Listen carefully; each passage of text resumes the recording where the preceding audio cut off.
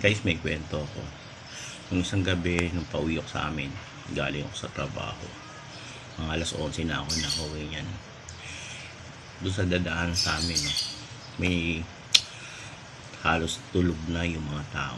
Biglang may inapansin ako na parang pasalubong sa akin. Nasyak ako, guys. So, sobrang takot ko, guys, natulala ako. Nakaputi siya, guys, eh. And habang papalapit sa akin, guys, naku, sa sobrang shock ko, guys, gusto ko sana siyang titigan ng gusto para makilala ko kung sino siya, kaso wala siyang mukha. Nakita ko lang gumagalaw yung kanyang harapan.